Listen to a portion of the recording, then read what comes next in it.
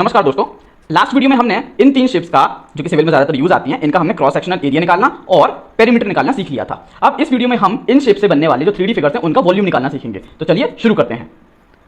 सबसे पहले बात करते हैं हम सर्कल की। ठीक है, अब सर्कल को अगर मैं 3D में लूं तो इससे क्या बन सकता है, सर्कुलर कॉलम बन सकता है इस तरह से, है ना, साइड पे। अब मान लीजिए आपसे किसी ने पूछ लिया कि इस सर्कुलर कॉलम का मुझे वॉल्यूम निकाल के बताओ, यानी इस सर्कुलर कॉलम में कितना कंक्रीट अंदर लग जाएगा वो मुझे निकाल के बताओ। तो आप कैसे बताओगे? अब देखो, ये सर्कल जो है, कॉलम आपको दिख रहा है, ये क्या है, एक तरह का सिलेंडर है ना। आपने 10वीं में या 9वीं में पढ़ा होगा सिलेंडर शेप। तो उसका वॉल्यूम निकालने का फॉर्मूला क्या होता है, pi r square into height, pi r square h. ये होता है सर्कुलर कॉलम या आपके सिलेंडर का वॉल्यूम का फॉर्मूला। तो इसमें पाई आपको पता है, आर क्या हो गया, रेडियस। अब देखो ये तो कॉलम है, ठीक है, ये आपको कॉलम है, पर इस कॉलम को जब आप ऊपर से देखोगे तो आपको क्या दिखेगा, एक सर्कल ही तो दिखेगा। और ये जो आर है ये सर्कल का क्या है, रेडियस। और ये जो एच है, हाइट, ये इस सिलेंडर की, ये सिलेंडर की क्या है, हाइट है, यानी कॉलम की हाइट है। तो जब आपसे कोई बोले सर्कुलर कॉलम का वॉल्यूम निकाल के बताओ या इस सर्कुलर कॉलम में कितना कंक्रीट लगेगा वो बताओ, तो आपको ये वाला फॉर्मूला यूज करके उनको वॉल्यूम निकाल के बता देना है। यूनिट का ध्यान रखिएगा कि अगर आर आपने किसी यूनिट में दिया है तो एच भी उसी यूनिट में होना चाहिए, यानी सेंटीमीटर में लिया तो एच भी सेंटीमीटर में होगा, आर मीटर में है तो एच भी मीटर में होगा। ठीक है,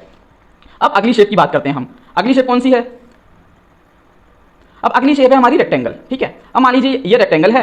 अब कोई आपसे बोल दे साइड पे कि ये रेक्टेंगुलर कॉलम है एक, ठीक है, ये एक रेक्टेंगुलर कॉलम है, ऐसा मैं 3D में बना रहा हूं, इसमें बताओ कितना कंक्रीट लग जाएगा, ये बताओ। ठीक है, तो अब इसमें कंक्रीट कितना लगेगा ये कैसे बताएं? अब देखो ये है तो कंक्रीट का कॉलम, ठीक है, रेक्टेंगुलर शेप का, बट आप ऊपर से देखोगे तो ये कैसा दिखेगा, एक रेक्टेंगल ही तो दिखेगा। ठीक है, तो अब इसका वॉल्यूम कैसे निकालें? ये एक क्यूबॉइड दिख रहा है, आपने 9वीं 10वीं में क्यूबॉइड शेप पढ़ा होगा। तो क्यूबॉइड कैसा, तो क्यूबॉइड के केस में क्या होता है ना, ये हो गई हमारी, देखो रेक्टेंगल में एल, ये हो गया ब्रेथ, और ये जो हाइट ऑफ द कॉलम है ना, ये हाइट ऑफ द कॉलम हो जाएगी क्यूबॉइड की हाइट। ठीक है, तो क्यूबॉइड का वॉल्यूम का फॉर्मूला होता है l into b into h. तो आप क्या करोगे, l into b into h. तो ये करने से आपका क्या निकल के आ जाएगा, वॉल्यूम निकल के आ जाएगा कि इस रेक्टेंगुलर कॉलम में कितना कंक्रीट लगेगा। ठीक है, अब तीसरी शेप की बात करते हैं हम। तीसरी शेप है हमारी ट्राइंगल। अब मान लीजिए ये एक ट्राइंगल है आपके सामने, ठीक है।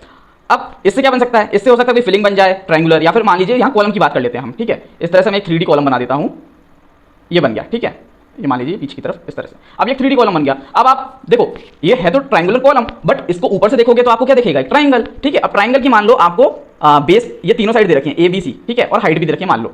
तो अगर आपको हाइट और बेस दे रखा है तो आपको इसका फॉर्मूला पता है क्रॉस सेक्शन का, है ना। क्रॉस सेक्शन का फॉर्मूला क्या था, हाफ बेस इंटू हाइट। ठीक है, और अगर आपको सिर्फ तीनों साइड दे रखी है एबीसी तो भी आपको पता था कि जो वो जो दूसरा फॉर्मूला बताया था Heron's formula, s into s minus a, s minus b और एस माइनस सी, इससे आप क्रॉस सेक्शनल एरिया निकालोगे। तो बस आपको क्रॉस सेक्शनल एरिया निकालना है और इंटू कर देना है हाइट से, जो भी इस कॉलम की हाइट होगी उससे इंटू कर देना है। तो cross sectional area into height बन जाएगा क्या, बन जाएगा क्या, आपका वॉल्यूम।